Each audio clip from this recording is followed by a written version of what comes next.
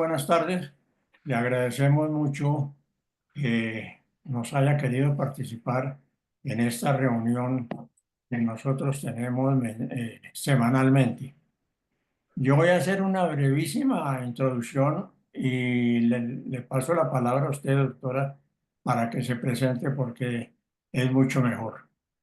Cuando invité a la doctora a la reunión, le dije que fundamentalmente esto había nacido y todavía por un grupo de jesuitas, inmediatamente me dijo, yo soy herencia de los jesuitas. Esa es la introducción que quiero hacer yo. Y le paso, doctora Brigitte, la palabra a usted. Bueno, no, pues Jaime, muchísimas gracias, muy querido y un saludo muy especial para todas y todos. Muchas gracias por esta oportunidad de presentarme y de presentar algunas ideas y em, experiencias, digamos, que estoy desarrollando aquí en la universidad y que a lo largo de mi vida también han tenido distintas expresiones. Muy grato poder sacar un rato para hacerlo y con muchísimo cariño. Eh, ¿Qué les cuento de mí? Pues soy javeriana, como indica Jaime, en toda la extensión de la palabra. Estudié biología en la universidad, me gradué en el año 88 con una tesis sobre ecología de los peces en el río Caquetá, que me permitió vivir 2 años con comunidades indígenas y de colonos en esa región. Y después inicié mi vida laboral en la Universidad Javeriana, pero en la Facultad de Economía, de Ciencias Económicas y Administrativas, en el año 89. Permanecí ahí, digamos que unos 15 años con huequitos, uno para hacer mi maestría en estudios latinoamericanos, con énfasis en conservación y desarrollo, y luego otro de 5 años para iniciar la coordinación del programa de uso de biodiversidad en el Instituto Humboldt, que la Universidad Javeriana había ayudado a constituir en 1993.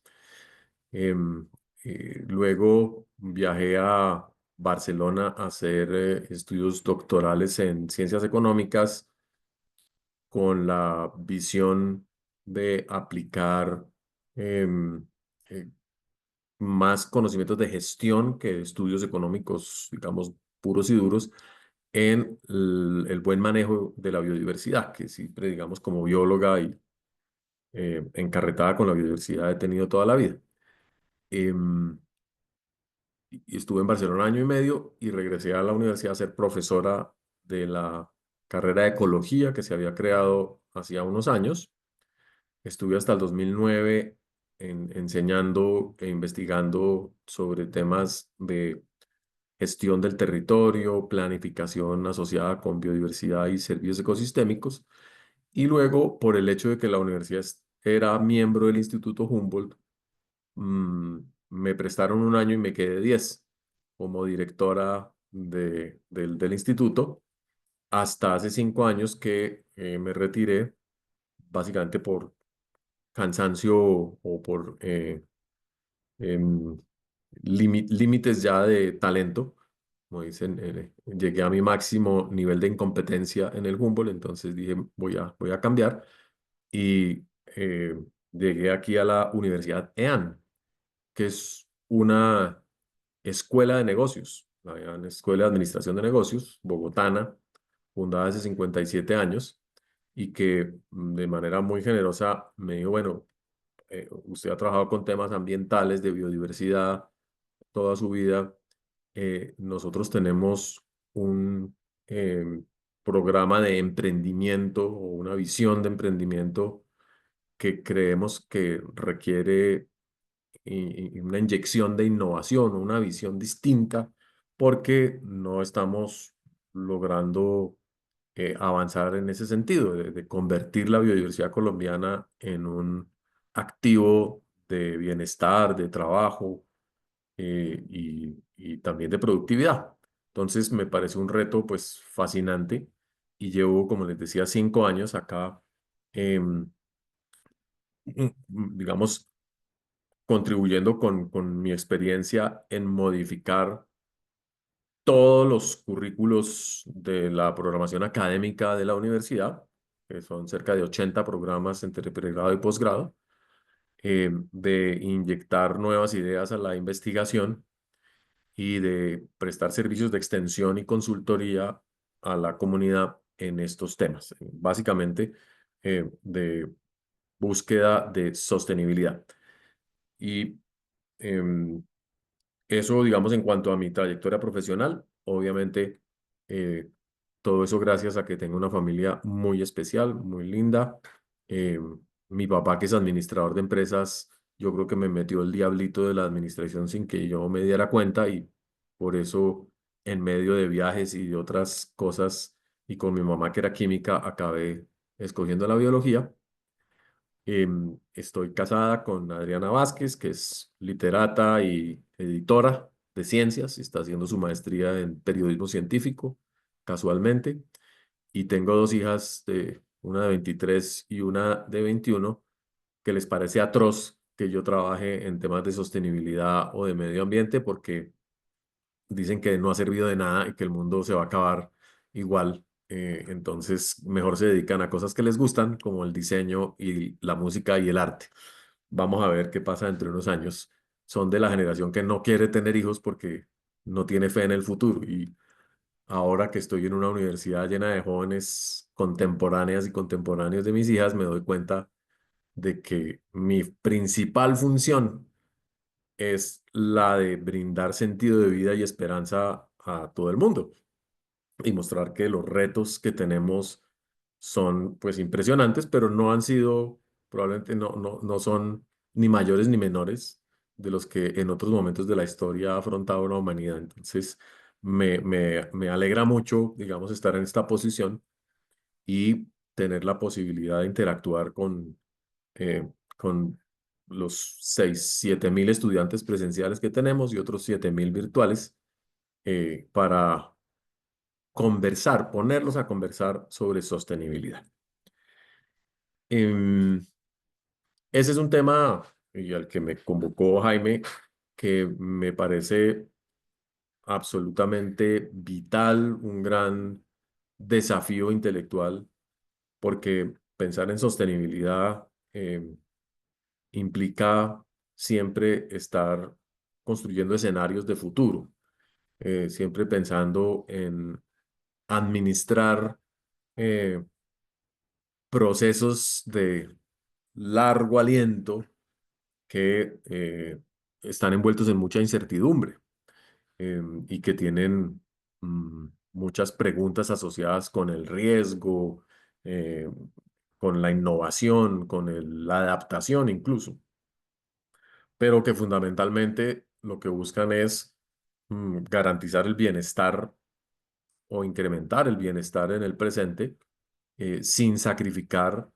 el bienestar de las generaciones futuras. Esa es la definición, digamos, más convencional y clásica de sostenibilidad.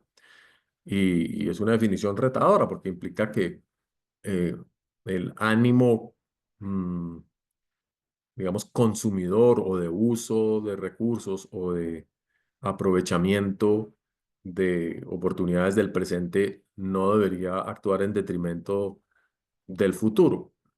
Y ahí hay una paradoja que siempre hay que plantearse, porque hasta donde yo recuerdo en la historia, la gente trabajaba para el futuro.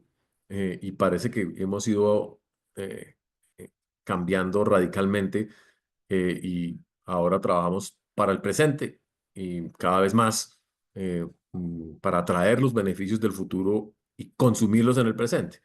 Y pues sería la definición de insostenibilidad. Si nos gastamos, nos endeudamos ecológicamente hablando con la tierra, pues no vamos a tener que dejarles a nuestros herederos y herederas.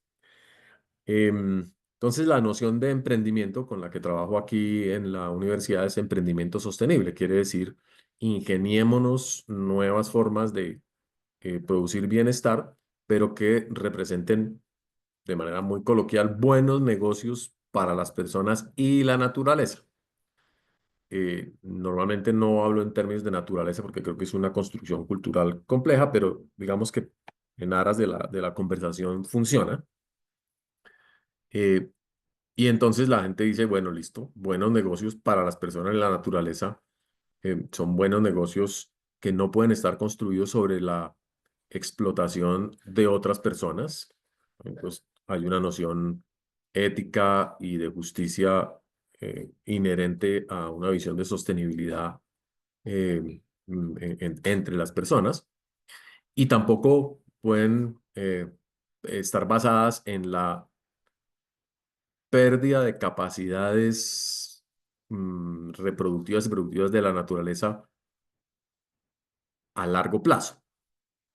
Y hago esa anotación porque, pues, como dicen, para hacer tortillas se necesita romper huevos. Y es totalmente imposible em, producir comida para 8.000 millones de personas sin tener campos de cultivo. Y los campos de cultivo implican deforestación o implican sustitución de hábitat silvestre o de ecosistemas silvestres por ecosistemas controlados. Sí, implica eh, utilizar intensivamente suelos y aguas.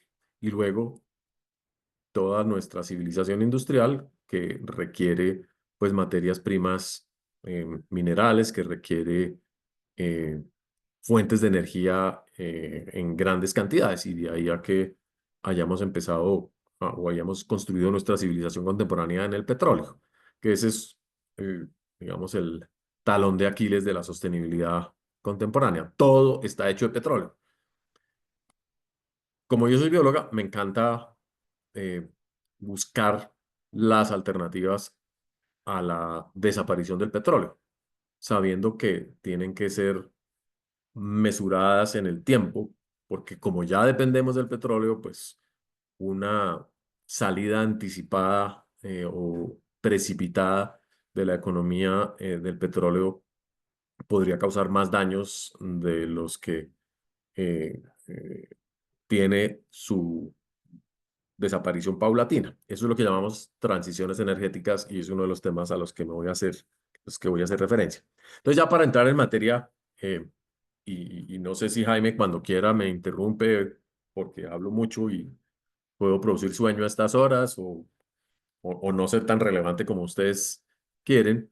Entonces, pues con todo gusto puede haber pausitas para preguntar algo o profundizar en algo de lo que les quiero compartir. Yo no preparé una presentación porque a mí me gusta ver a la gente y últimamente me he dado cuenta de que uno se enfrasca en las diapositivas y en el PowerPoint y se le olvida conversar. Em, Trato de retener en mi cabeza la mayor parte de información que quiero compartir, pero con gusto después también puedo enviarles más material si a alguno le interesa conocerlo. La reflexión, como les decía, la que me invita Jaime es un poquito a hablar de sostenibilidad. ¿Cuáles son los retos de sostenibilidad entonces bajo esa introducción que tenemos en el país hoy en día? Y de manera muy tal vez simplista, diría que el principal reto que tenemos nosotros es el de construir una bioeconomía, una economía de la vida para la vida que no dependa del petróleo, que no dependa de los recursos no renovables, que adquiera las cualidades de circularidad con las que los sistemas orgánicos mantienen los procesos de innovación y evolución y que, por supuesto, sea capaz de proveer niveles equivalentes de bienestar a todos los seres humanos. Entonces, en ese propósito, siempre aparece el elemento distributivo como un factor importante, como garantizar que todos los seres humanos puedan eh, vivir bien a partir de una economía biológica, por decirlo así, y cómo garantizamos la continuidad de la vida a lo largo del mismo uso de esos recursos. El ejemplo o la discusión se hace más visible cuando hay ciertas personas que hablan de los modos de vida de los pueblos indígenas. Y dicen, miren los pueblos indígenas cómo viven de la naturaleza sin destruirla. Y claro, yo viví en el Amazonas y yo atestigué cómo grupos humanos con una tradición de conocimiento ecológico profundísima eh, logran vivir muy bien, con mucha satisfacción, con su espiritualidad, eh, disfrutando la vida en una selva compleja y con muchos retos adaptativos, y que incluso trabajan menos que nosotros, ¿no? Que para satisfacer sus necesidades, los pueblos indígenas normalmente le dedican entre 4 y 5 horas al día a lo que requieren. El resto del tiempo está dedicado a viajar, a conversar, a mantener el mundo, porque en su cosmovisión, pues han llegado como a un estado de equilibrio importante en ese sentido. Pero esos estados de equilibrio son muy efímeros porque la demografía es traicionera. Cuando los niveles de población crecen mucho y no hay espacio, pues se hacen insostenibles. Hay que migrar. Y cuando todo el mundo ya lleno el planeta y hay que migrar de un lado para otro y no hay vacíos, pues enfrentamos conflictividades agudas como las que estamos atestiguando en estos momentos. Entonces, los modos de vida indígena o ancestrales o prehispánicos eh, solo son viables en unas condiciones muy particulares del territorio. Los pueblos nómades, por ejemplo, de los llanos orientales, donde ahora trabajo mucho, están viviendo una tragedia tremenda porque ya el territorio no les pertenece, ya no se pueden mover libremente por el territorio. Les pasa un poco como a los pastores europeos o como a otros grupos que tienen grandes ciclos de vida moviéndose alrededor de un espacio ecológico y productivo.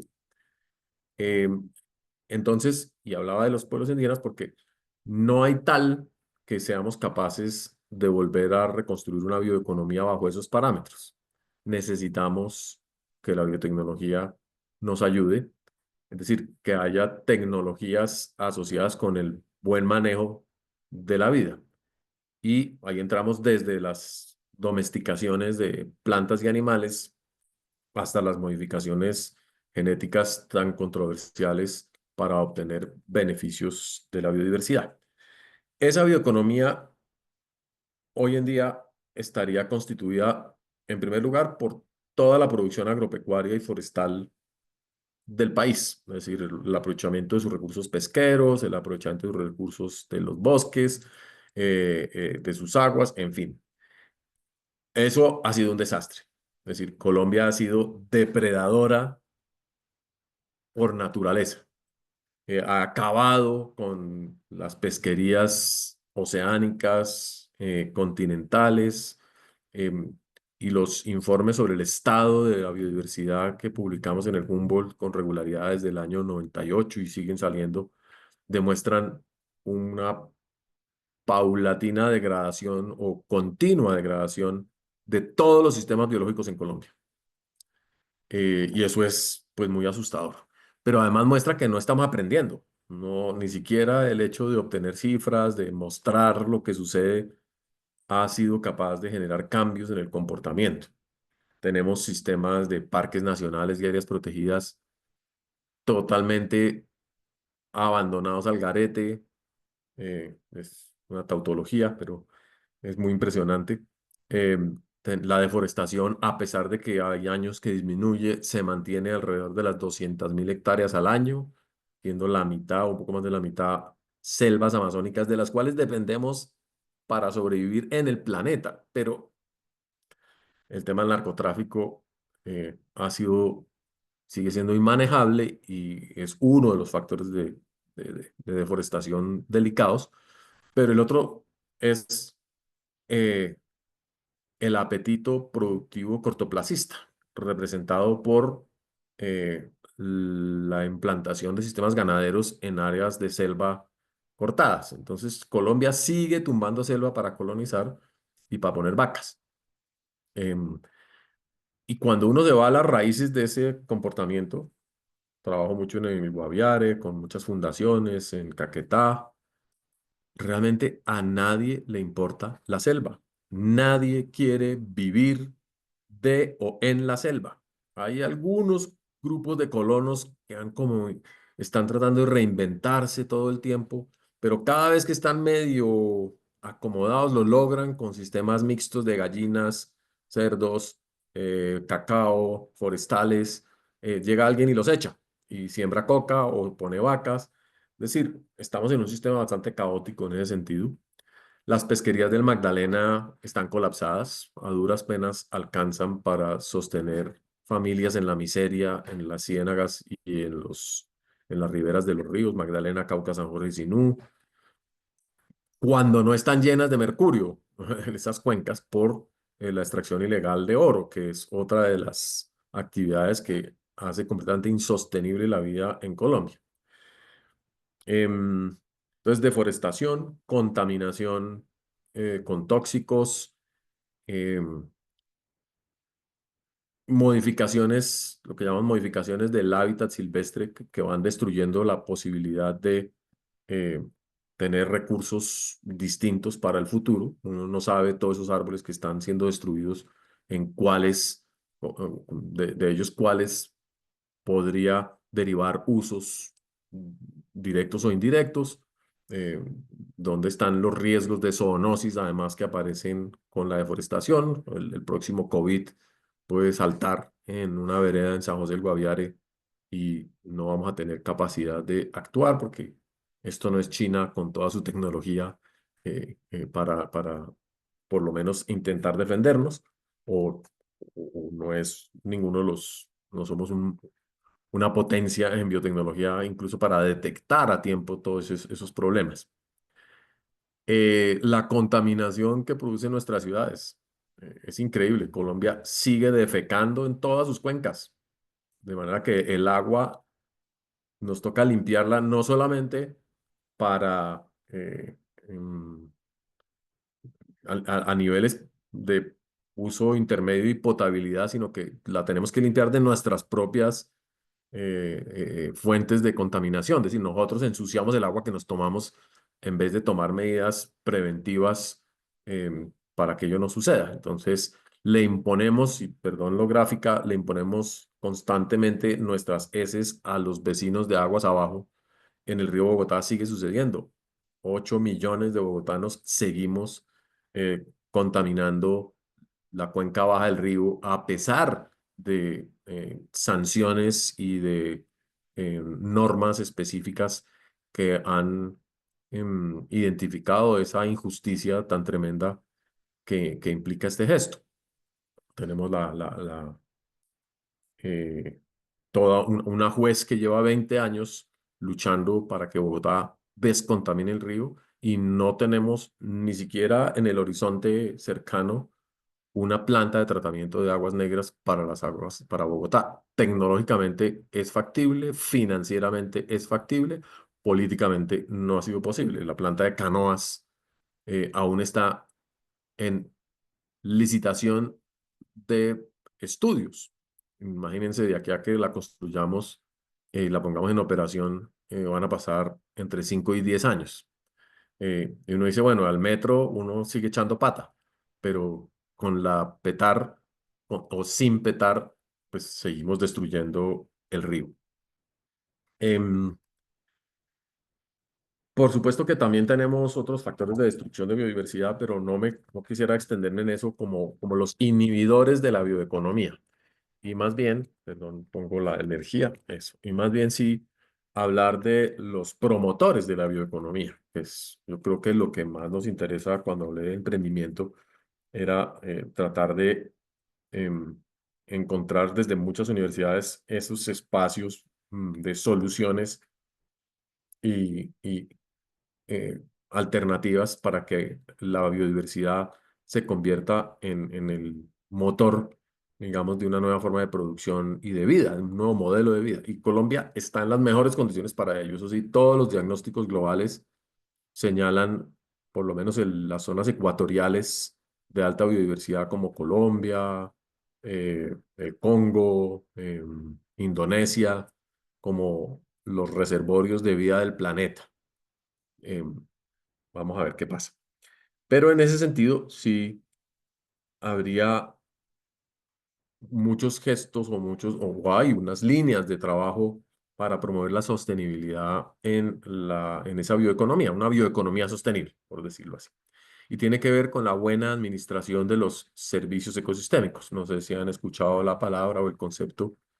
Em, los servicios ecosistémicos son todos los beneficios no necesariamente monetizables o monetizados que recibe la sociedad de la biodiversidad silvestre, de la fauna y la flora silvestres. Eh, el más fácil de entender es la polinización. El cacao, el chontaduro, los marañones, las curúas, las pasifloras en general dependen de mosquitos, abejas, cucarrones, em, para polinizarse, y estos polinizadores habitan y necesitan ecosistemas silvestres para vivir.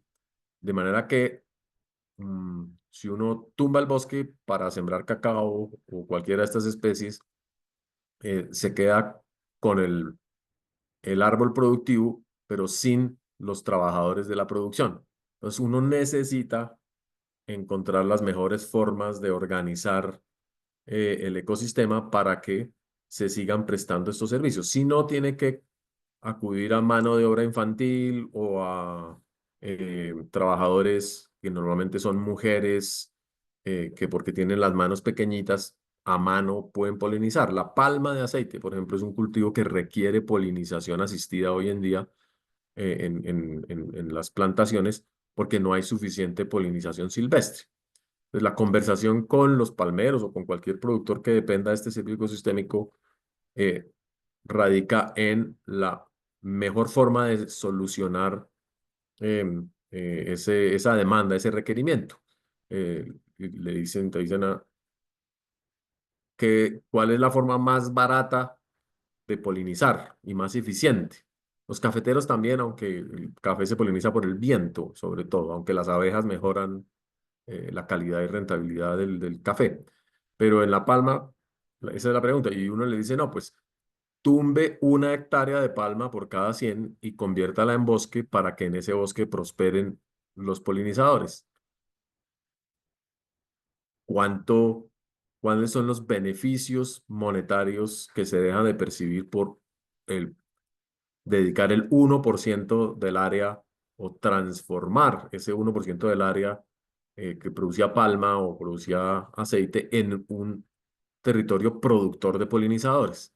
Entonces, esa lógica es bioeconomía pura, tiene mucha ecología de por medio, pero es con la cual en este momento conversamos con todos los productores de Colombia y hemos ido llegando paulatinamente a un acuerdo no necesariamente respaldado en todos los casos por cifras, de que es necesario preservar el 30% del territorio en forma silvestre, en forma de ecosistemas silvestres. En el llano, los bosques de galería, los esteros, los manglares, mucho del bosque que todavía existe. Entonces, ahí ya tenemos una primera indicación de dónde habría que hacer inversiones importantes o transformaciones importantes en los paisajes y en el territorio para tener eficiencia productiva. Y solo hablando de polinizadores, la región andina tiene menos del 17% de sus ecosistemas silvestres originarios y en bosque, de manera que ese déficit se nota en caídas de la producción que han venido las últimas décadas siendo muy evidentes y que han sido reemplazadas por agrotóxicos, que tienen un impacto negativo adicional. El bosque seco del Caribe queda menos del 5% de ese bosque, lo que explica a mi criterio gran parte de la pobreza actual de las comunidades caribeñas, el desastre económico que representa hoy en día la producción agrícola caribeña, salvo ciertas islas, digamos, que se han mantenido por grandes inversiones mm, que tienen efectos también importantes en el bienestar social, ¿no? Es decir, las bananeras, conocemos la historia trágica, aunque cada vez esperamos que menos trágica. Algo de minería, ¿no? Es decir, la costa, zonas del Cesar, de Guajira o de Magdalena, no serían viables de no tener las regalías de Cerrejón. Y a pesar de que podamos pelear todo lo que queramos con la minería, de no haber existido la minería, los niveles de pobreza y de autosuficiencia hubiesen sido muchísimo más grandes. De no tener gas. Entonces, La Guajira ha sido, por ejemplo, uno de los departamentos que más ha prosperado en términos de bienestar material, por lo menos, eh, incluida la corrupción que de todas maneras alimenta el mercado y el consumo del país. Y así sucesivamente mirando otros departamentos. Entonces, polinización, hablamos de fertilidad natural de los suelos, es decir, salud del suelo. Ahí los cafeteros son tal vez los más conscientes, pero cada vez la gente se da cuenta de que destruir el suelo es destruir el capital productivo, entonces tratan de cuidar el suelo, pero ya hemos entrado en fases a veces muy adictivas de consumo de agrotóxicos, de fertilizantes hechos de petróleo, importados de Ucrania, que ya no están, o que de todas maneras son muy costosos. Entonces, uno de los hilos grandes de la bioeconomía es la biofertilización. ¿Cómo vamos a hacer para garantizar que nuestros microorganismos, nuestras bacterias, se conviertan en socios de la economía rural colombiana? Y ahí hay trabajos muy importantes. La Universidad Javeriana tiene un departamento de biotecnología espectacular desde hace muchos años, la Universidad Tecnológica de Pereira, y cada vez hay más avances en el sector privado, donde se dan cuenta de que hacer bioinsumos es una buena alternativa tecnológica. La captura de carbono, si han escuchado hablar de los mercados de carbono y la capacidad que eventualmente tiene Colombia de retener carbono para evitar el incremento del CO2 en la atmósfera, es parte de la bioeconomía. Tenemos economía especulativa del carbono, pero también hay sistemas muy formales que ya permiten inversiones importantes en retención de carbono en el país, en el suelo o en la biomasa, en los árboles. Y tenemos todo el tema de regulación hídrica. La conservación de los páramos es a todas luces el mejor negocio que puede hacer un país. Es decir, proteger sus fuentes de agua limpia. Y em, yo participé en todo este proceso de delimitación de los páramos de Colombia con ese fin. Mm, y más o menos estamos lográndolo. eh, y yo creo que cada vez hay más conciencia sobre la importancia que tienen los páramos en ese sentido. Pero entonces ahí enfrentamos, digamos, desafíos asociados con la justicia. La presencia de personas en los páramos que viven pues de quemarlos, tener unas vacas, producir una papa, que le dicen a uno, pues sí, yo soy solidario con la idea de conservar el agua, pero yo llegué aquí, mis papás, mis abuelos llegaron a estos páramos desplazados por la violencia, logramos adaptarnos con mucho esfuerzo, nos dieron un título después de 40 años de luchar por esta tierra y ahora nos dicen que no, que nos tenemos que ir porque es importante el agua para el resto y que somos una minoría y pues la verdad es que ya no, ya no nos vamos a ir a ninguna parte porque no hay para dónde. Entonces hay un tema de justicia también involucrado en todas estas decisiones de ordenamiento territorial, de ordenamiento de recursos. Em, Como les decía, en la bioeconomía también están los temas forestales, están los temas forestales. Colombia no tiene política forestal. Es increíble. Carecemos de política forestal. No hay, salvo en el sector privado muy pequeño, iniciativas de plantaciones forestales. Y tenemos 10 millones de hectáreas, cuando menos, disponibles para sembrar madera. Así como se siembra maíz, uno siembra madera. Eh, Incluso plantaciones de especies foráneas, pues finalmente el café también es foráneo. Uno puede sembrar teca y no hay problema. Uno puede, pues, con ciencia, uno logra buenos arreglos ecosistémicos. Tenemos un tema de un potencial infinito que es la acuicultura.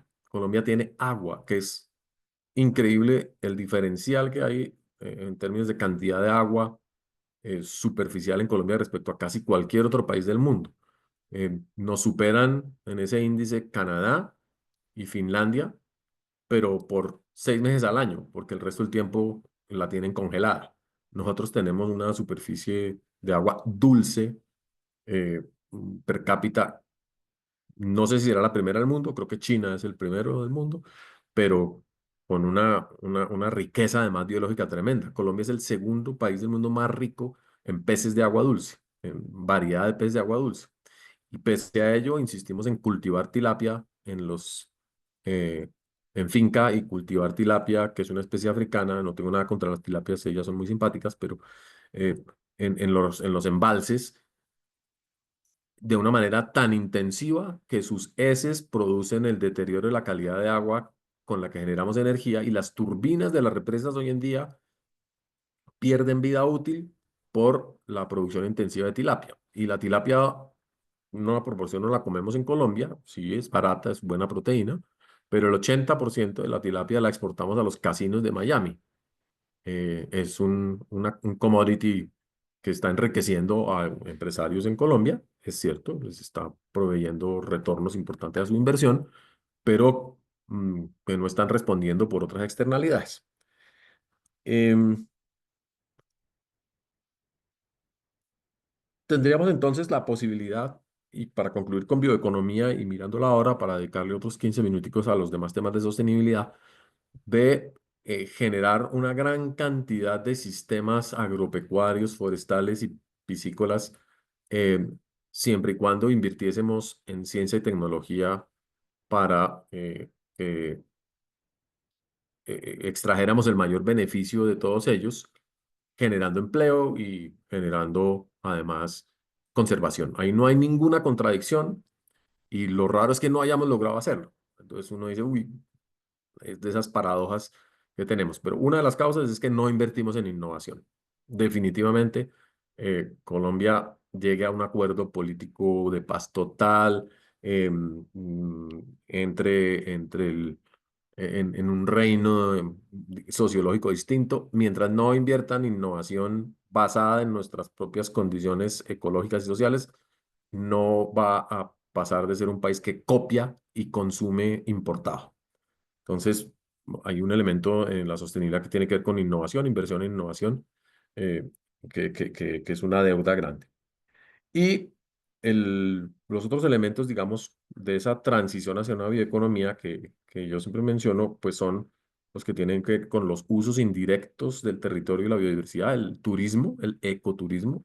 Yo creo que ahí hay una vertiente importantísima, siempre y cuando el ordenamiento turístico o los proyectos turísticos se hagan bien, porque también los destinos turísticos se pueden convertir en commodities y puede haber extractivismo. Uno tiene una cascada bonita en su finca, hace un programa turístico y a los 2 años la cascada es un basurero, totalmente deforestado, se acabó el agua y ya el activo, digamos, natural se destruye. Y tenemos centenares de ejemplos, tristes ejemplos de cómo hemos devastado el patrimonio turístico en nuestro país. Y lo digo porque acabamos de abrir la carrera de turismo sostenible aquí en la universidad con la expectativa un poquito de revertir o prevenir ese proceso. Em, y luego tenemos la bioeconomía asociada con los demás sectores, ya no con el sector agropecuario, forestal y piscícola, sino con el sector de infraestructura, con el sector inmobiliario, con el sector energético, porque pues en un país de la biodiversidad uno pensaría que todos esos sectores tienen algo que ofrecer o que conversar con la biodiversidad. Y sí, mucho. Hoy en día tenemos ciudades verdes, tenemos iniciativas muy importantes de mejoramiento de la calidad urbana a partir de biodiversidad, de mejoramiento de la oferta de espacios recreativos, de eh, mitigación de olas de calor. Por ejemplo, ciudades como Barranquilla. Barranquilla inauguró 200 parques urbanos en la pasada administración. em, y eso baja la temperatura media de la ciudad hasta en 3 grados centígrados y eso tiene unos efectos económicos importantísimos. Es decir, sembrar árboles en las ciudades es espectacular, pero pues a veces no se puede o no tenemos el conocimiento suficiente. El nuevo urbanismo que se está desarrollando en algunas partes de Colombia eh, está considerando servicios ecosistémicos. Entonces, proyectos como Serena del Mar en el norte de Cartagena. Es diseño de paisajes donde incluso consideran las babillas, consideran las tortugas como parte integral del proyecto urbanístico y además también tienen una serie de criterios importantísimos sobre la participación, la inclusión y la justicia social que hace que sus proyectos empiecen a hablar de vecindarios distintos, de mejor distribución de servicios, servicios públicos, de acceso a espacios compartidos y de funciones y de trabajo de buena calidad. Aquí en Bogotá, yo creo que en la sabana de Bogotá está un poco el consorcio Lagos de Torca y hay distintos proyectos urbanísticos, no voy a decir que son perfectos, pero que están hablando cada vez más de sostenibilidad. Y ahí hay una cosa positiva. Y todos los temas de infraestructura, las vías 4G, hidroeléctricas, puentes, túneles y demás, que por norma tienen que invertir en compensación, pero que también tienen programas de inversiones voluntarias, se han dado cuenta de que sus proyectos son más atractivos, son más interesantes si son ecológicamente más sostenibles. Entonces, tenemos ahora que casi todas las grandes empresas o todas las grandes corporaciones que hacen inversiones en, en, en proyectos tienen estrategias de compensación bien estructuradas que generan cuidado ambiental y que generan emprendimiento local a través de viveros, a través de sistemas de producción agrícola de pequeña escala. Y incluso ahí las mineras y las empresas petroleras están haciendo algunas, no todas, cosas interesantes.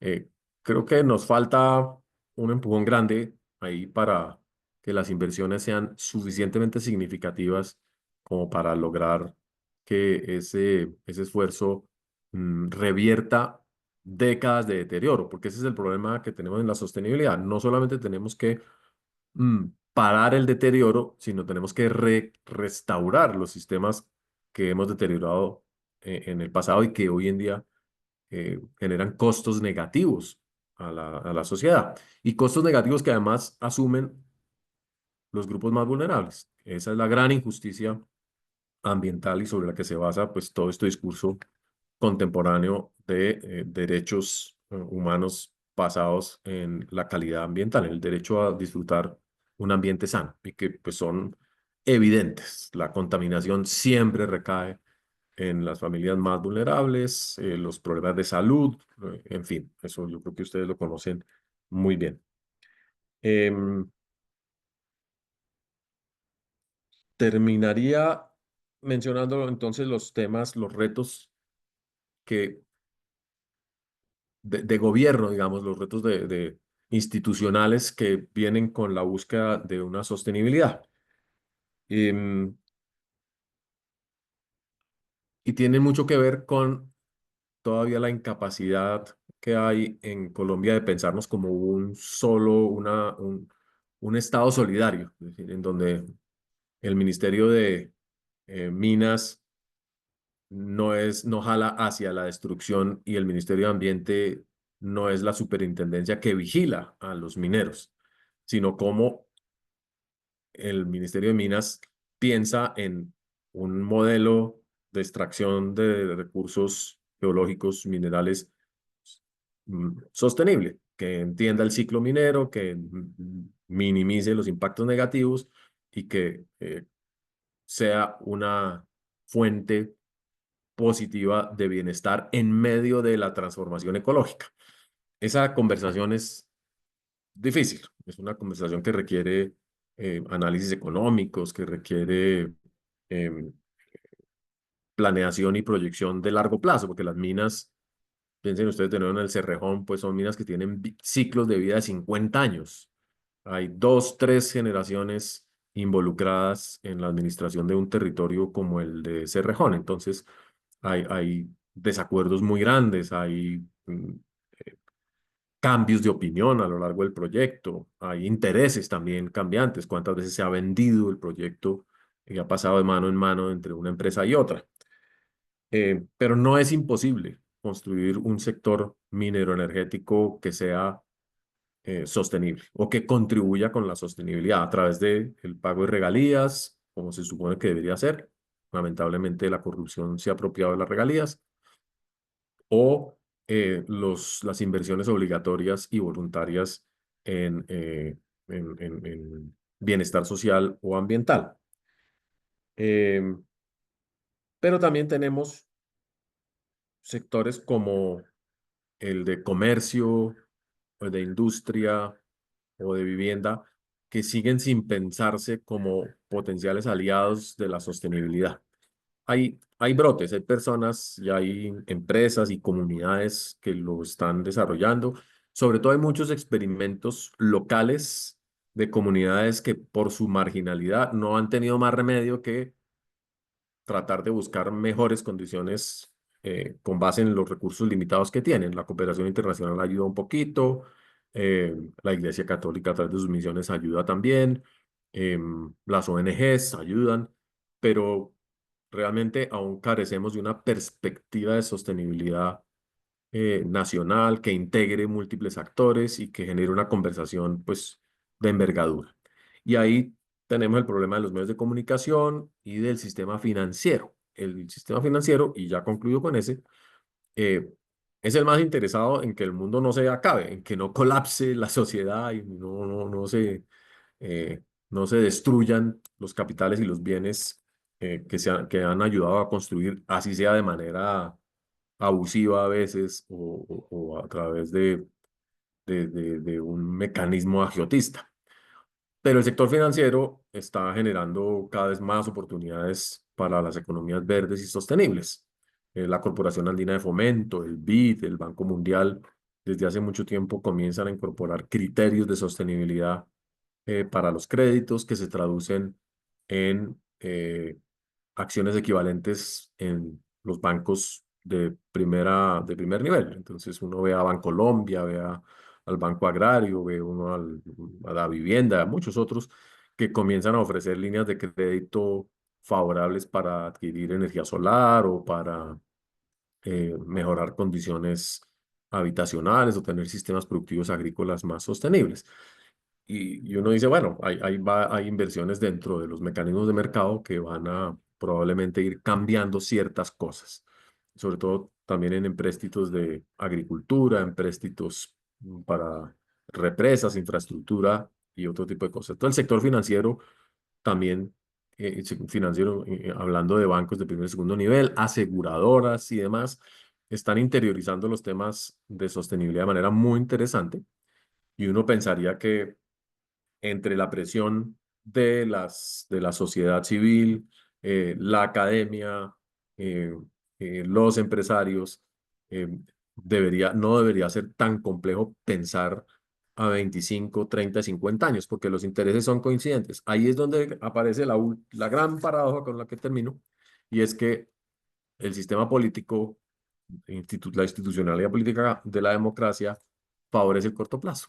Es una institucionalidad de alcaldes de 4 años, de senadores de representantes que pueden tener vida más larga y generan cierta estabilidad buena y mala, pero un sistema que se resetea, perdón por el anglicismo, con demasiada frecuencia y no permite que se desarrollen las políticas de Estado que necesitamos. Incluso hoy en día el Departamento Nacional de Planeación se convirtió en un alfil en un fusible, perdón, de los gobiernos y cambiamos de director o directora de Planeación Nacional como si fuese un ministerio. Y eso es lamentable porque uno no va entonces a encontrar un agente de lo público que realmente tenga intereses en una agenda de largo plazo. Siempre van a estar viviendo de promesas incumplidas y de proyectos que yo llamo hoy en la columna mía del espectador patafísicos, es decir, soluciones imaginarias que nos venden continuamente y que, salvo que haya cierta continuidad como para lograr el metro de Bogotá, que uno dice, por Dios, que nuestro próximo alcalde o alcaldesa no haga nada, que básicamente yo estoy por lanzarme a la alcaldía de Bogotá con la promesa de no hacer nada, de dejar que fluya lo que ya está planeado y dentro de 4 años el siguiente ya puede empezar cosas nuevas, pero yo sería una alcaldesa de ese tipo.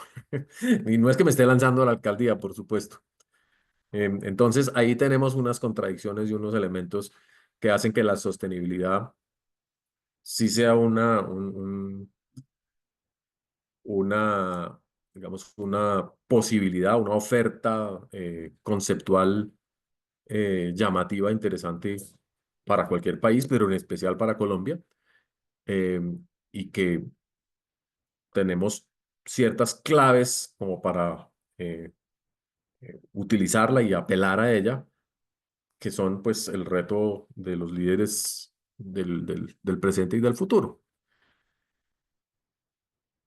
Una hora cortica, qué pena con ustedes en la parrafada, el discurso así todo Pero bueno, con toda la gratitud por su generosidad. Gracias, mil gracias, Brigitte. Creo que nos has puesto a pensar. Hay cantidades de ideas. Estoy seguro que todos mis compañeros tienen ya las preguntas listas. Eh, Me encanta que nos traigas esta visión a nivel, sobre todo a nivel nacional. Y yo me quería lanzar con una preguntita porque es que no me aguanto. Es decir, todo esto eh, a nivel nacional sigue un movimiento, yo diría, de sostenibilidad a nivel global.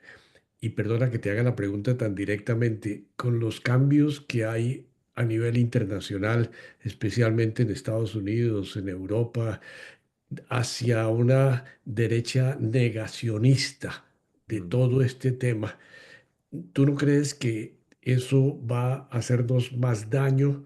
O porque hablabas de financiaciones del Banco Mundial, todas estas cosas, con la volatilidad con que están pasando las cosas en Washington, de repente un día ya no existen, ya no hay mm. dinero, ya no sé, eso ya no existe en la actual administración y eso tiene repercusiones a nivel mundial o la sostenibilidad como movimiento natural del ser humano de conservar conservarse, como tú decías, para el futuro, eso ya no tiene reversa. ¿Tú qué piensas de eso? Pese a todo, yo soy optimista, digamos, pese a las señales que aparecen aquí y allá y cada cierto tiempo. Yo creo que es inexorable que las sociedades vayan marchando hacia modelos cada vez más sostenibles. La progresiva crisis demográfica del mundo todavía no se ve, pero nosotros la sentimos ya, no hay estudiantes suficientes para los colegios. Colombia tiene una tasa de reemplazo de 1,6, es decir, estamos en franco deterioro poblacional y en los años 50 Colombia va a ser un país envejecido, un país donde no va a haber suficientes trabajadores, ni va a haber petróleo ni oro para sostener la sociedad con modelos extractivistas. Entonces, es inexorable. Ahora, lo que pasa es que por el camino sí puede haber mucho sufrimiento, puede haber muchos momentos muy duros. eh, Algunos pueden estar exacerbados por no solamente el negacionismo, sino la cualidad temeraria de algunos gobiernos, de algunos movimientos mundiales que creen que hablar de sostenibilidad implica para ellos un sacrificio inaceptable, un sacrificio de bienestar material inaceptable, que es lo que el presidente de los Estados Unidos dice, no, pues nos quieren robar el trabajo honesto del presente para regalárselo a los pobres del futuro, que sería mi interpretación, digamos, de lo que sería más insostenible o del opuesto a la sostenibilidad. Pero los costos del deterioro ambiental van a empezar a pasar la cuenta de cobro por todas partes, no solamente a las sociedades más vulnerables. Claro, en los incendios de California más recientes, eh, sucedieron en plena transición de gobierno norteamericano y el presidente Trump tiene una particular inquina contra California. Entonces, básicamente dijo, deje que se quemen, eso les pasa por ambientalistas, lo cual es pues, muy cínico y muy grave, pero es producto del calentamiento global. Pero vamos a ver si el tema de los huracanes y de los daños que van desarrollando los tornados y las inundaciones en la costa este pueden ser ignorados de la misma manera que los incendios de la costa oeste. Y así en todos los países. Entonces, Mm. lo que pasa es que sí, lamentablemente creo que la senda a la sostenibilidad está llena de momentos muy duros, que van a afectar a mucha gente, que van a producir efectos migratorios, que van a producir guerras y pobreza, y que tenemos un deber ético de prepararnos al máximo para que eso no suceda o para minimizar los colapsos locales y tener la capacidad de ser solidarios mundialmente. Los ataques al sistema multilateral de Naciones Unidas también minan muchísimo esa capacidad. Yo he sido durante toda mi vida parte de las estructuras del Convenio de Diversidad Biológica, de la Plataforma de Biodiversidad y Servicios Ecosistémicos. He representado a Colombia durante años en sus cuerpos de gobierno, sobre todo en los técnicos. Eh, y ahí, pues lo que uno se da cuenta es que sí se está desarrollando un entendimiento global de los sistemas de vida del planeta, con criterios interculturales, donde nos podemos sentar, digamos, sociedades muy distintas desde el punto de vista ético-político, pero donde sabemos que el colapso de las pesquerías pues afecta a todo el mundo, ¿sí? Afecta a los japoneses, afecta a los senegaleses y afecta a los peruanos.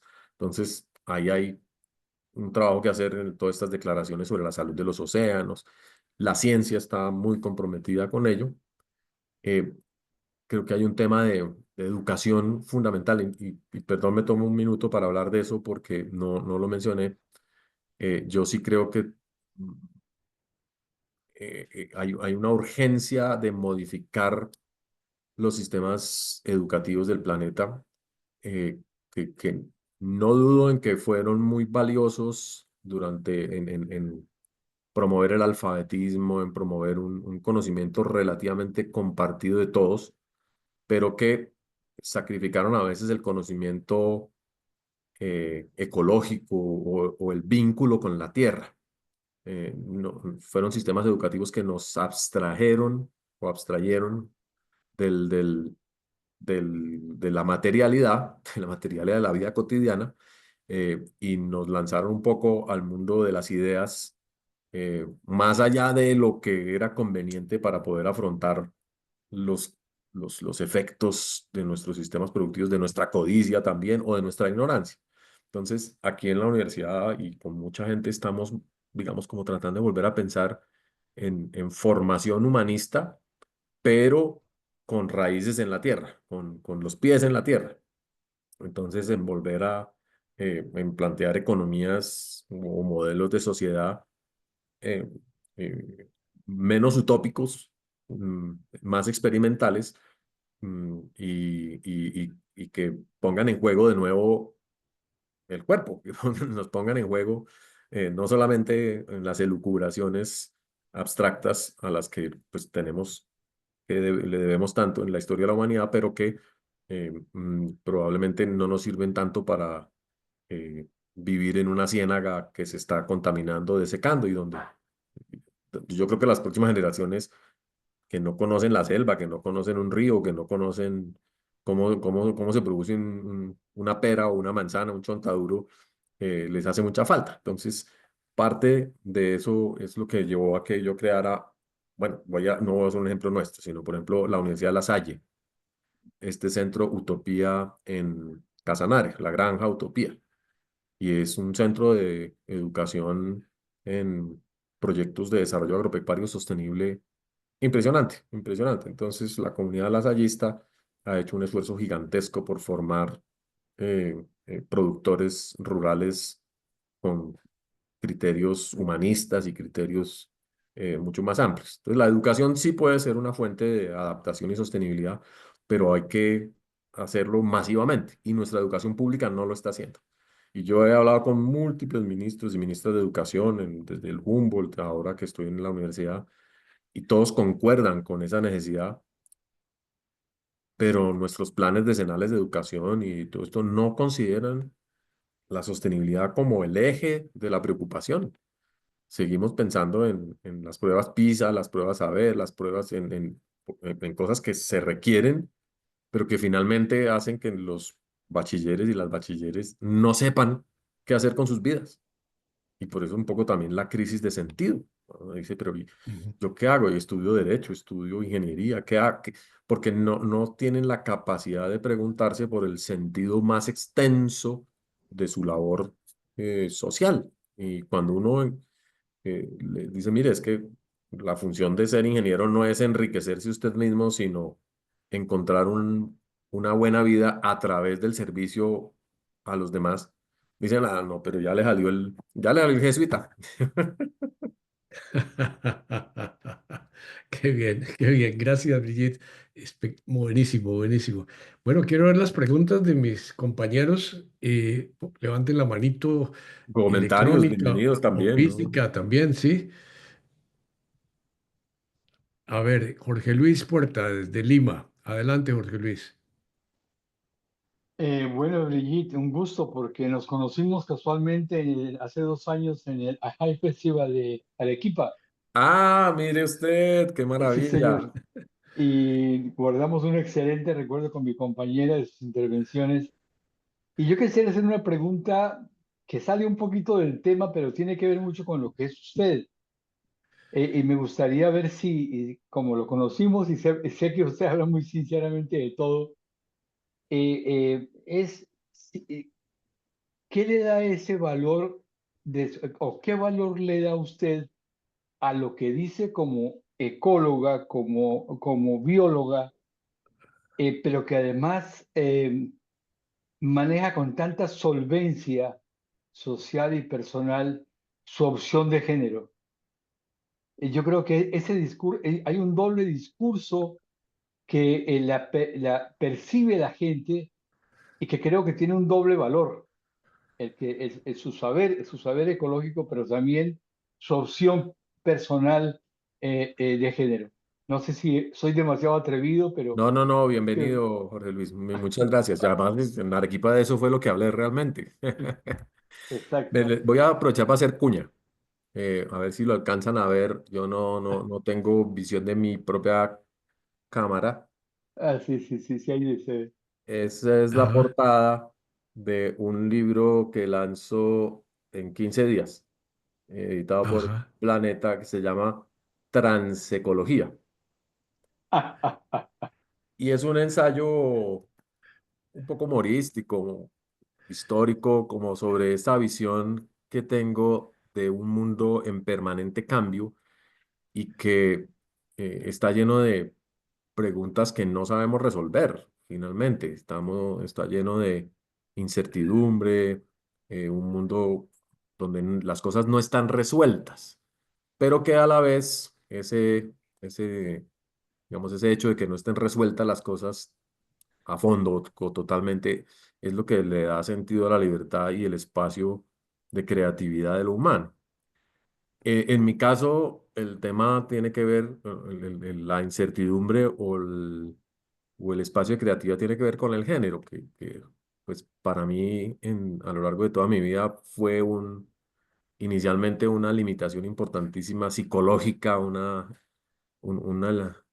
frustración muy grande, em, hasta que logré, digamos, procesarlo y encontrarle expresión y que creo que puede servir para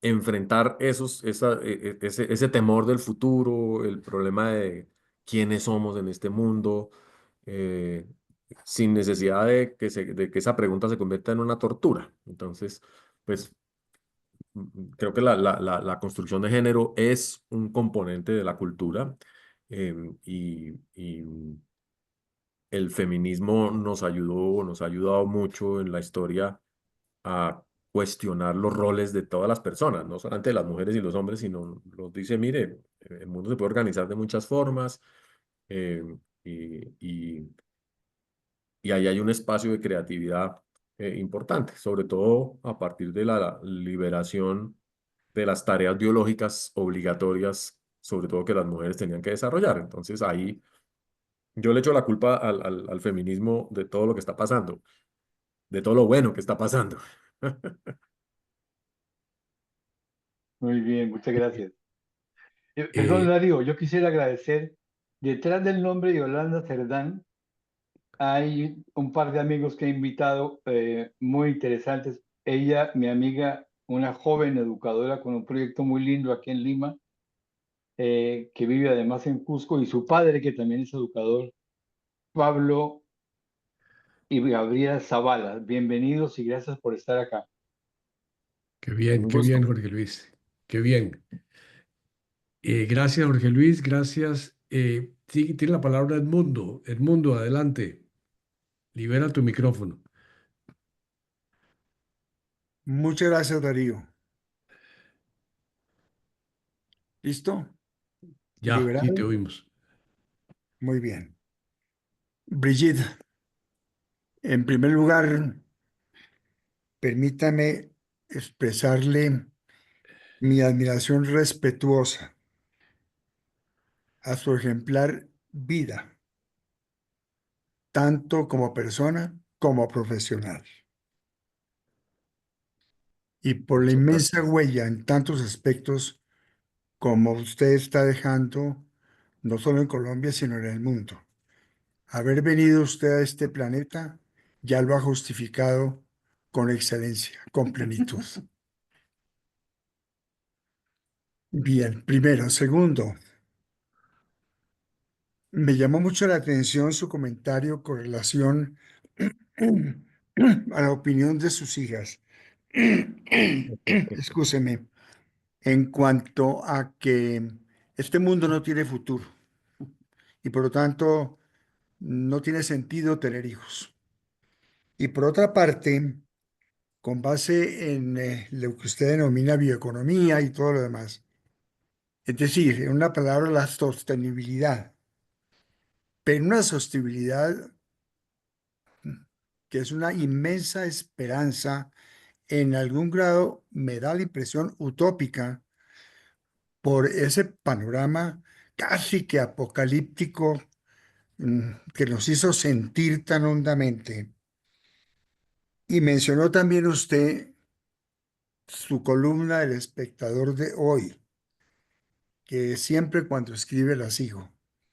¿Será que esa paradoja entre el pensamiento de sus hijas y su pensamiento y empeño por la sostenibilidad caen como un verdadero ejemplo de patafísica?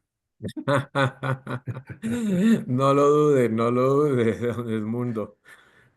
Sí, yo sí creo que hay unas paradojas y unas situaciones surrealistas de las cuales apenas estamos empezando a, como a tomar conciencia y que yo utilizo de manera, busco inspiradora, que sea inspiradora. Y acabamos precisamente de constituir en la universidad aquí con algunas de mis colegas una iniciativa que se llama EAN Inspira, que busca a través del arte, de las artes, la creatividad, como volver a llamar al espíritu del pensamiento creativo, ¿cierto? Es decir, no nos podemos acongojar y quedar achicopalados por, por un reto que aparece tan amenazante, especialmente pues como un efecto de la conectividad del mundo también, porque yo creo que hace 100 años mis abuelos vivieron experiencias muy duras en la Guerra Civil Española, en la Primera Guerra Mundial, donde falleció un tío bisabuelo. Em, pero ellos no tenían la información como para pensar que el mundo se iba a acabar. El mundo se acababa en chiquito y desafortunadamente representó la muerte para muchos de ellos, pero Ahora es cuando tenemos a veces condiciones de bienestar inigualables como las que disfrutan mis hijas, pero un mensaje planetario absolutamente devastador. Entonces, ¿cómo acomodar ese cambio de perspectivas históricas? Es algo que creo que tenemos que procesar de alguna manera. Es esa terapia global que necesitamos. Y la patafísica me parece un excelente mecanismo porque pues, es una corriente de pensamiento teatral, eh, muy performativa, muy humorista. Y yo creo que sin sentido del humor es imposible la vida.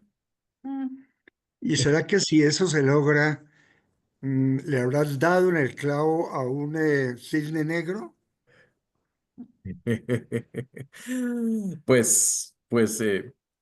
Realmente, por lo menos es una propuesta. Es una propuesta de llenar de garrapatas ese cisne negro. Qué Ojalá, bien, ojalá Ojalá, por sí. beneficio de la humanidad. Muchas gracias, Brigitte. No, el mundo a su merced. qué bien, qué bueno el mundo. Gracias. Con mucho Bernardo, gusto. Bernardo Nieto, adelante. Bueno, muchas gracias de verdad por esta charla un poquito espeluznante para mí. Qué pena. No, no, no, pero completamente realista. Hay varias preguntas que me surgen, voy a hacerlas rápidamente. La primera, ¿cómo podemos lograr nosotros estos enfrentamientos tan absurdos entre nosotros que impiden la implementación de soluciones reales a problemas reales? Por ejemplo, mencionaste la petar Novas, pero otras cosas, nuestros enfrentamientos que han retrasado el progreso durante 100 años el Metro de Bogotá. Y ahí seguimos. Yo no sé qué pienses sobre la reserva Pangajamen en Bogotá, sobre el problema de la Amazonía nosotros. Santurbán, ahora los campesinos otra vez peleando con eso. Ujú. Primera cosa. ¿Cómo superar esos absurdos? Segundo, ¿qué piensas de la Laudato Si? Ajá. Y tercero, ¿por qué no la alcaldía? Tan malvado. Eh, bueno, em, digo, lo de la política es más fácil porque yo soy pésima negociadora. Yo le digo que sí a todo el mundo. Todo me parece chévere. Y eso es una pésima receta para uno, eh, sobre todo presidir cuerpos colegiados, donde hay tantos grupos contradictorios. Entonces a mí me llaman a un rincón y me dicen, hagamos esto. Y yo digo, sí, hagámoslo. Y me voy para el otro y me dicen, pero hagamos lo otro. Y son totalmente opuestos, pero a mí me parece que en ambos hay contenido de verdad o de posibilidades. Y soy un desastre resolviendo esos espacios. Entonces, no, yo hasta ahora prefiero el tema educativo. Pero uno nunca sabe, de golpe algo. Además, lo que pasa es que uno con la edad acaba teniendo amigos en todas partes, acaba habiendo proyectos que llaman la atención y hay gente que a veces dice, no, oiga, no, deje la comodidad y venga y me ayuda, gástese un añito en servicio social y uno vuelve y lo hace. Pero bueno, eso ya la historia lo dirá, si el cuerpo aguanta. En relación con el tema de los acuerdos y los conflictos, sí, ahí hay un cuello de botella tremendo, sobre todo en la construcción o en la definición compartida del problema. Y yo creo que estamos llegando a un momento en que ni siquiera nos ponemos de acuerdo en que existe un problema. Y eso hace que eh, pareciera que vivimos en planetas distintos. Entonces, cada uno de estos ejemplos que mencionó tiene a veces una base de valores o una base cultural o de experiencias muy distintas. Pero también hay una construcción eh, de subjetividades mm, muy mediatizada y muy deliberada, muy ideologizada en defensa de lo propio como la verdad. Y es un problema, digamos, ético-filosófico profundo, eh, de- que, que, que pareciera que implica que siempre va a haber una polarización inevitable y alguien que se imponga en su visión de las cosas. Y pues finalmente en el metro se resolvió porque ganó la carrera del metro elevado fue en el largo plazo el que resultó más resistente, digamos, y que utilizó coyunturalmente mejor sus recursos. Yo sí creo que el metro finalmente lo estamos haciendo y tenemos que hacerlo y ya llevamos la mitad hecho y yo celebro y por Dios que no pare y finalmente lo logramos, pero qué cosa tan complicada. Entonces, el problema de gobernanza, es decir, de la articulación de actores, hay que abordarlo desde la diversidad, creo yo, desde la capacidad de negociación, pero también desde el respeto a los acuerdos. Hay un tema ético-político tremendo en el presente en el que si aceptamos ciertas cosas, deberíamos eh, ser solidarios con esa decisión. Es como cuando uno se casa. Yo llevo 25 años casada eh, y desde el primer día dijimos, el matrimonio es nuestra alianza. Eso es una decisión que se hace todos los días. Entonces no hicimos nunca votos ni promesas eternas, pero sí pusimos nuestro total compromiso y disposición a que eso sucediera. Y ha ido funcionando. Entonces, en los casos como Santurbán, como la Vanderhamen, como la Petar, uno apelaría a la aceptación de acuerdos parciales, digamos,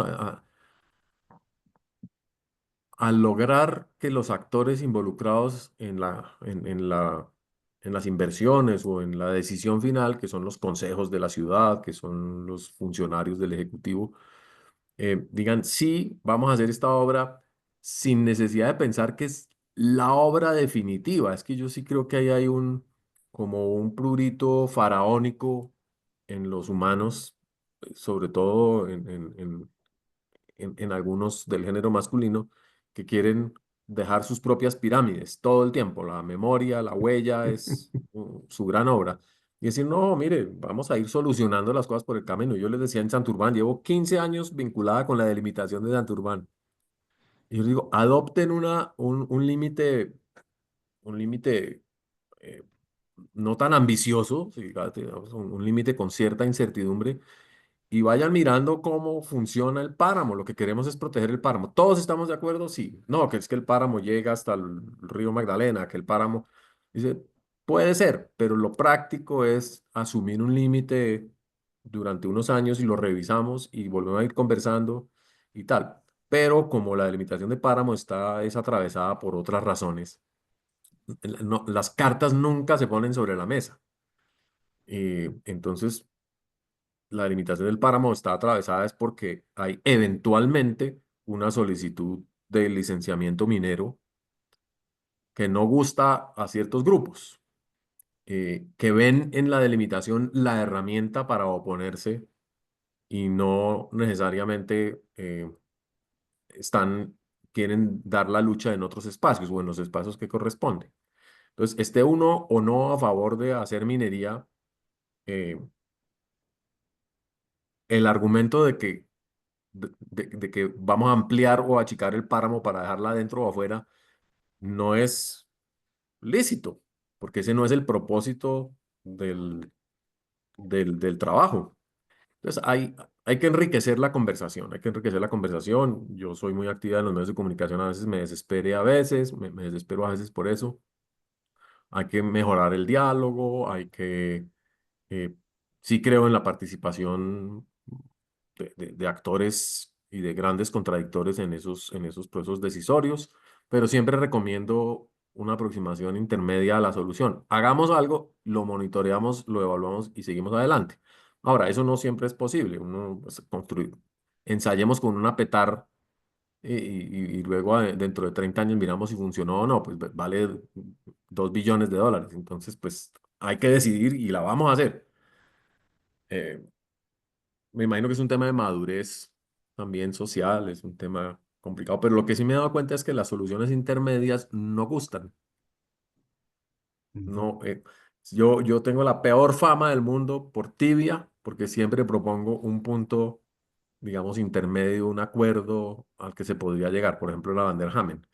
Digo, pues yo creo que se podría ceder por acá un poquito y luego ganamos por allá otro poquito y esa perspectiva. Y no, hay unas radicalizaciones eh, que hacen muy difícil incluso considerar la posibilidad de hacer eso. Y además, poner en consideración el tema ya se considera una traición.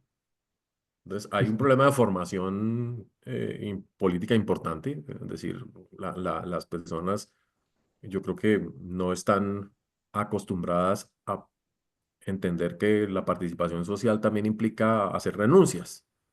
Y entonces todos estamos como imbuidos del espíritu del héroe, del espíritu del prócer, del espíritu del caudillo, en que vamos hasta las últimas consecuencias con mi idea.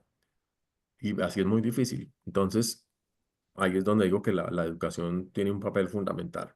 Y pues nos identificamos seguramente entre ustedes y yo por el hecho de haber pasado por una escuela que enseña que forma a las personas con ese criterio, pero incluso así yo pasé por biología y en biología pues tuve mis cursos, digamos, transversales de pensamiento ignaciano y sobre todo la cotidianidad de la vida en la universidad que me dieron esta perspectiva. Pero eso aquí en la EAN no existe. La EAN aquí es una universidad de triunfadores, de emprendedores que van a ser líderes como Elon Musk. Y yo los miro y digo, no, no los queremos así. Y me dicen, no, pero rectora, para eso la contratamos, para que produzca grandes emprendedores. Dice, sí, pero emprendedores con una perspectiva de bienestar colectivo, de justicia, de alegría, de buena vida y de sostenibilidad. Y ahí va la discusión, porque pues, tenemos visiones, digamos, no tan opuestas, pero sí, sí, con valores distintos. Qué bien, qué La bien, qué bien. Laudato Si, ¿qué piensas? ¿De qué, perdón? La Laudato Si, ¿qué Ah, piensas? Laudato Si, me encanta. Me encanta Laudato Si. Creo que es la encíclica más ecuménica que yo he leído nunca. Que rescata el valor de lo humano y del humano en relación con lo no humano, de una claridad, también de una generosidad grandísima. Yo la leo, la recomiendo, la utilizo todo el tiempo. Además, porque sí me identifico mucho con el pensamiento franciscano. Aquí está un poco otra línea, digamos, de relacionamiento con la naturaleza, ¿no? A mí el tema de la conversación con los demás seres vivos me parece de un gozoso impresionante. Eh, sí. Muchas gracias. Qué bien, qué bien, qué bien. Dos preguntas están en el aire. Hernando Bernal y después Juan Laureano Gómez. Adelante, Hernando.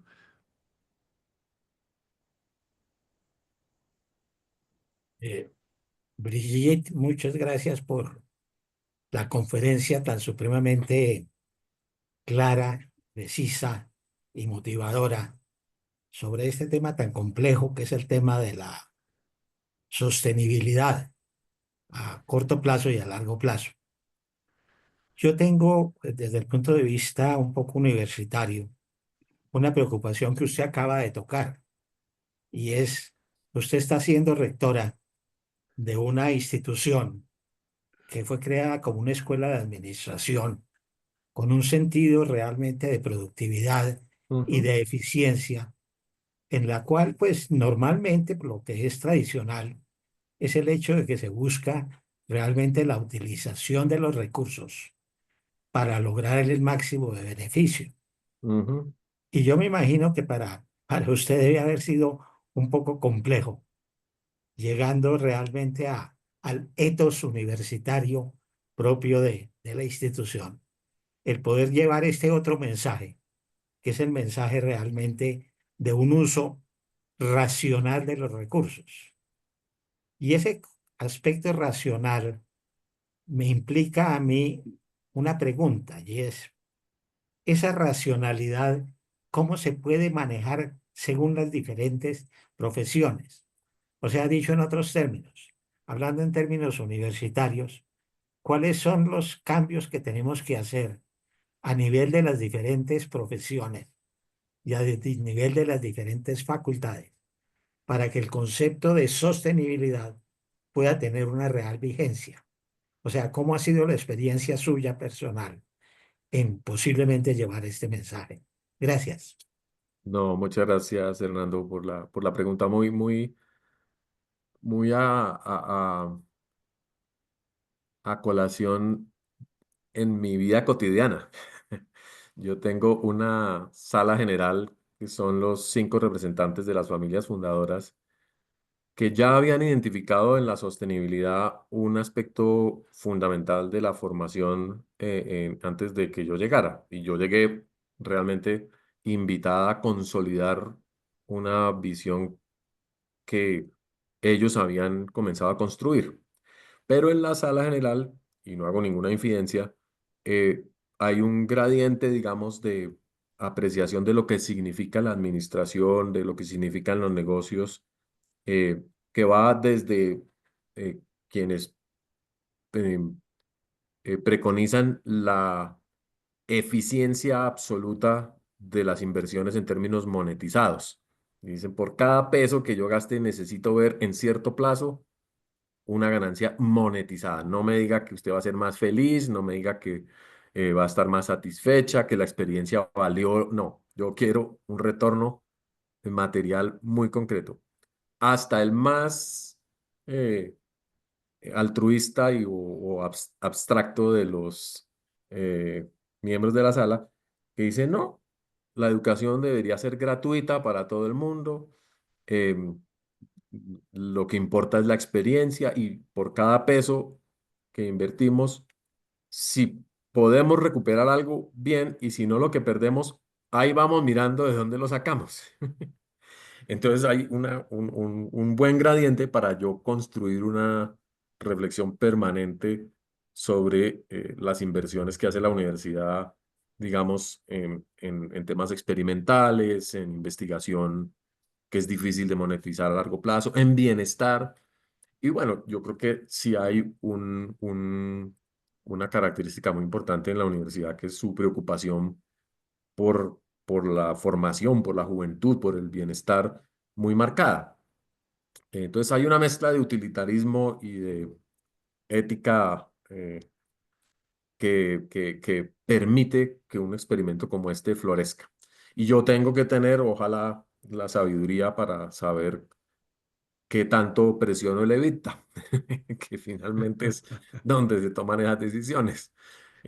Pero diría, y muy agradecida con las directivas de la universidad, que hay toda la disposición a correr riesgos, a pensar en los estudiantes, es decir, tenemos un muy buen fondo de becas, tenemos eh, toda una política de sostenibilidad de la infraestructura de la universidad, que es a la vez eficiente, pero también a plazos o con decisiones riesgosas. Entonces, que si vamos a poner paneles solares, pero el retorno es a 7 años, bueno, pero ahí lo vamos mirando.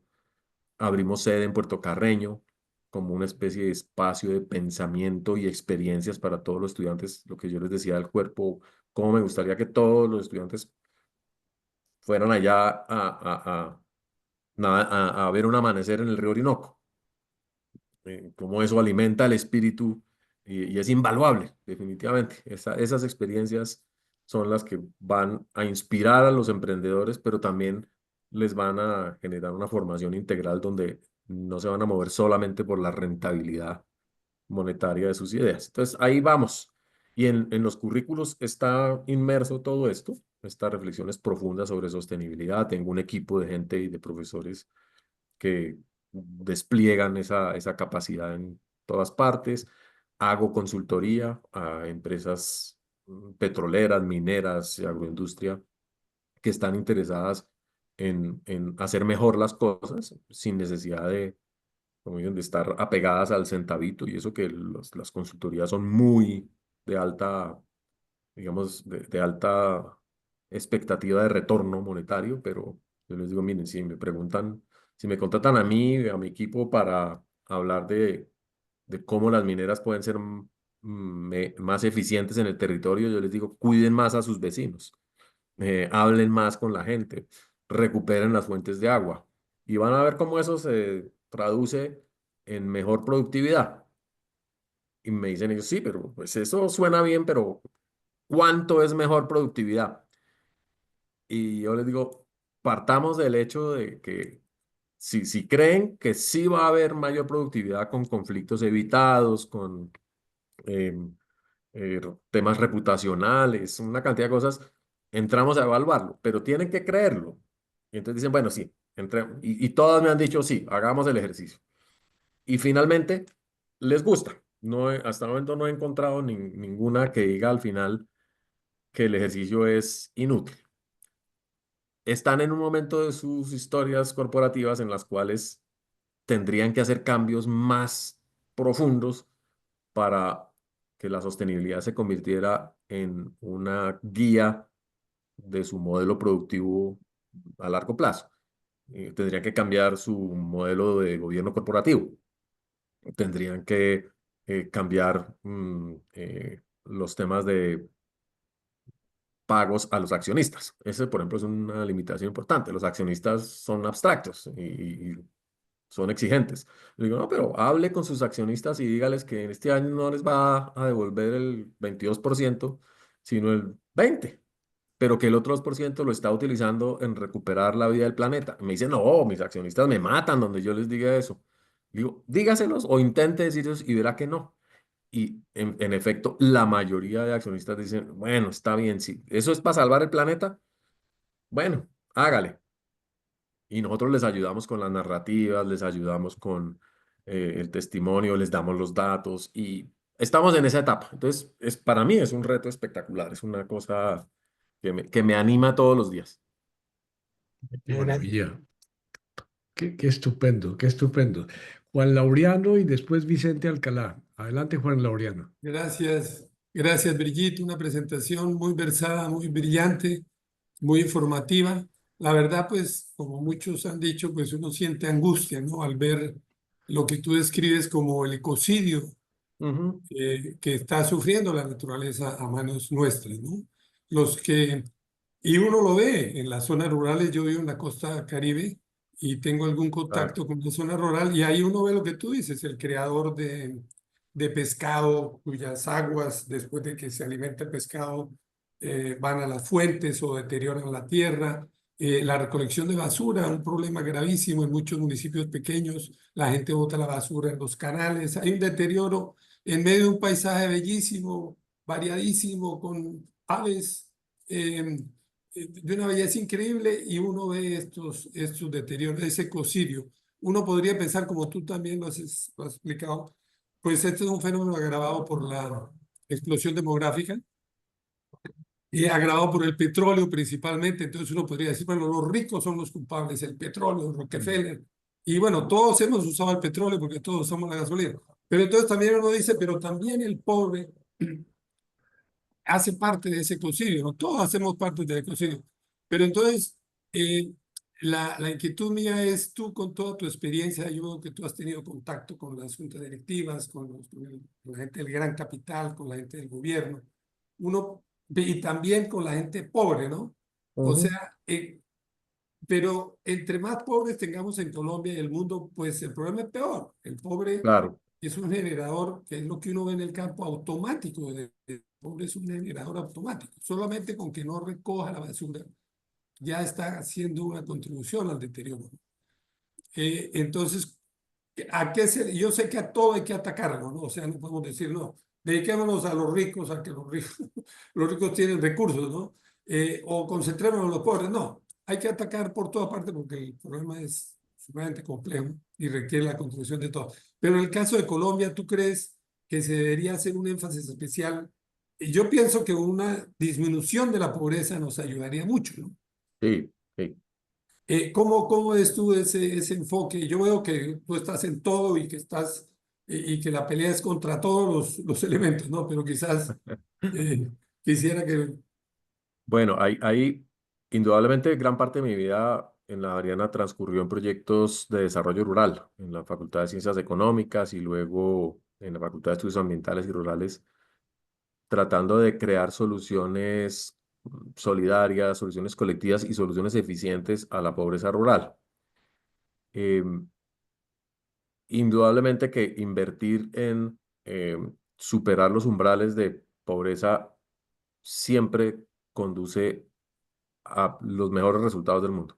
Es decir, si uno logra que las personas eh, dejen de preocuparse por la supervivencia de cada día, esas personas van a empezar a contribuir con su talento y sus capacidades a construir comunidad. Eso lo viví en Boyacá, lo viví en Santander, lo he visto en muchos proyectos, pero se requiere una decisión, digamos, por parte de gobiernos y de financiadores de mantenerse al lado de estas comunidades, porque lo más grave que sucede, o lo peor que sucede siempre, es que viene la cooperación o viene el gobierno o viene una empresa y trabaja 2 o 3 años con una comunidad para buscar, digamos que honestamente, un cambio o una superación de la pobreza absoluta o intermedia, y luego se va cuando se acaban los fondos o se acaba la capacidad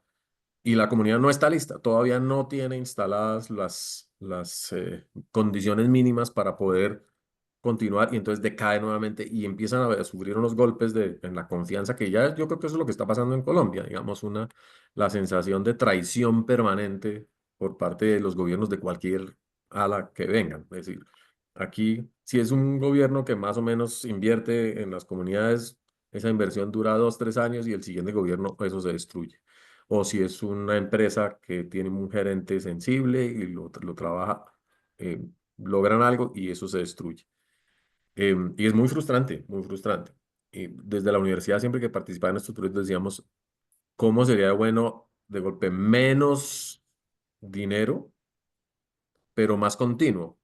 Y había esfuerzos de la compañía. Recuerdo al padre Joe Aguilar, tal vez lo conocieron ustedes en su trabajo en Nariño, que eran proyectos de largo aliento, de 20 años, de construir capacidades en las comunidades rurales, de trabajar con las juntas de acción comunal, con las asociaciones de productores, y más en construcción de capacidades que en subsidiar necesidades básicas, que es lo que a veces pasa, por ejemplo, con el pago por servicios ambientales. Hoy en día a los campesinos y colonos del Guaviare creo que les dan 900.000 pesos por hectárea conservada de bosque o por familia eh, para no tumbar el bosque. Y los campesinos aceptan y apenas se acaba el subsidio, tumban el bosque. Eso sí, no hay ninguna. Y esa plata o esos recursos vienen del petróleo. Eso es lo más paradójico, ¿no? Vienen de los fondos noruegos de cooperación o vienen de las mismas regalías colombianas. Eh, entonces, la lucha contra la pobreza es central, es indispensable, pero tiene que abordarse a partir de la construcción de capacidades locales, de compromisos, digamos, más extensos para rehabilitar las personas en condición de vulnerabilidad y para también recuperar los ecosistemas. Eh, yo creo que ha ido creciendo, ha ido ganando espacio esta visión de compromisos de largo aliento. eh, en las asociaciones público-privadas o lo que llaman obras por impuestos o simplemente las políticas de responsabilidad social de algunos grupos corporativos. Creo que falta mucho, pero sí creo que una visión combinada del Estado, de la participación comunitaria genuina, no asistencialista, y la academia. Ahí yo creo que hay un ingrediente que ha faltado mucho, es la academia. Las universidades nos hemos aislado muchísimo del problema de la solución de la pobreza o del empoderamiento de las comunidades más vulnerables, porque pues decimos que estamos en nuestro negocio, por decirlo así, entre comillas, que es educar, y entonces pues lo hacemos de la mejor manera posible y ya mirará la sociedad si sale adelante o no. Pero por supuesto que no es suficiente. Tenemos que hacer apuestas muchísimo más arriesgadas. Eso, por ejemplo, aquí es, por ahora, difícil. Yo aquí en la universidad esas conversaciones sobre extensión y presencia permanente y acuerdos de la universidad con ciertos proyectos es difícil porque nosotros vivimos de la matrícula, como dicen, y si no hay estudiantes, nos toca recular y quedarnos quieticos. Pero yo coincido con su apreciación. La solución a la pobreza y la pobreza absoluta es el primer paso que hay que dar siempre, siempre. Y lo dicen los grandes economistas del mundo, casi que en todas las corrientes de pensamiento. Y no se trata de un gesto ideológico, si se quiere pensar, es un gesto que implica solidaridad, porque si uno no lo hace con espíritu solidario, no funciona. Pues eso sí, también lo hemos visto, el espíritu utilitario únicamente no lleva a esos resultados positivos. Em, pero no es tan costoso, finalmente. Lo dice Kate Raworth en su Economía de la Dona, no sé si lo han visto. Dice, con que el mundo invirtiera el 1% del PIB global en solucionar la pobreza absoluta, la situación sería completamente distinta. Qué bien, qué bien. Brigitte, no te vamos a quitar mucho más tiempo. Hay una última pregunta de Vicente Alcalá. Mi primo estaba por ahí, pero se retiró de la pregunta. Adelante, Vicente. Gracias, Darío. Brigitte, muchas gracias por la presentación excelente y trascendental. No hay tiempo, pero mira, para tranquilidad tuya, cuando hablabas de que te sentían como tibio, no, es que desde antiguo se dijo siempre in medio virtus, y yo creo que esa es una gran cualidad, esa conciliación y nada en extremo. Pero bueno, eso era un comentario así. Y como Gracias. Darío me echó al agua de que estaba en África, te cuento que es impresionante el panorama que se abre porque uno no tiene ni, pues en el caso mío no tenía ni idea de África. Pero Ajá. para unirlo con el tema tuyo, eh, ¿qué papel puede jugar y juega África con la sostenibilidad? Si en África fueron los comienzos de la especie humana y hoy se liberó del imperialismo europeo, ¿sí? No sé, es toda una pregunta, o mejor dicho, una inquietud de aprendizaje y de saber qué es eso de África. Pero con relación a la sostenibilidad, ¿qué tienes tú que decirnos o plantearnos? Bueno, no conozco tanto tampoco y es uno de los propósitos de colaboración sur-sur, especialmente con Nigeria, que estoy estructurando aquí en la universidad porque Nigeria es un país muy parecido a Colombia. Es un país costero, con condiciones ecológicas más o menos equivalentes, con una población de un dinamismo tremendo, unas ciudades gigantescas, pero también tiene petróleo, también tiene conflictos interculturales, porque tiene más de 200 pueblos eh, que a nosotros nos cuesta reconocer como indígenas, ¿no? Porque siempre nos imaginamos los indígenas suramericanos como los únicos indígenas y resulta que pues no, en todos los países hay diversidad étnica. Eh, África es un continente que tiene una capacidad de acción colectiva muy impresionante, mm, porque por siglos ha mantenido unas conciencias étnicas eh, muy robustas, a veces lamentablemente con desplazamiento, con conflictos étnicos, interétnicos muy graves, ¿no?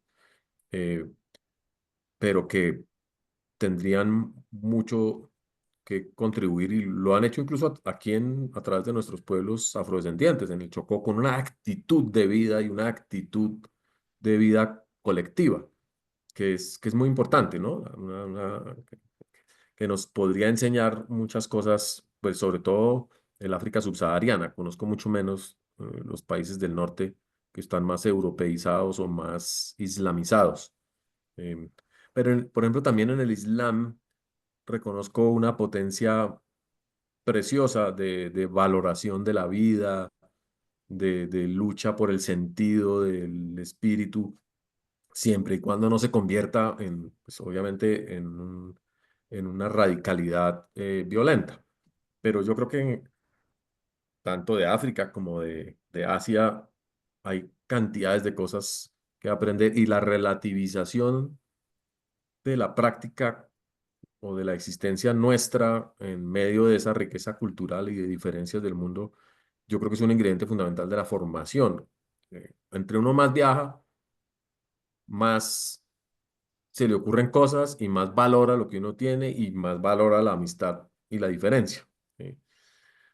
No es una respuesta muy, muy creativa, pero a mí sí me gusta pensar que en África sigue habiendo una potencia gigantesca para construir nuevos modelos culturales.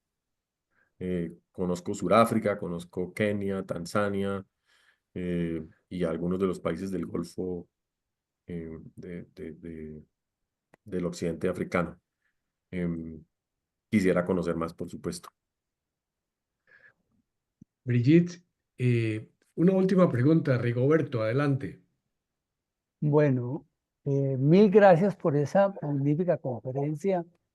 Me deja un poco inquieto y como anécdota les cuento que pues, estudiando ingeniería civil en una de las mejores universidades de aquí, oí al terminar la carrera la palabra ecología como una electiva no obligatoria.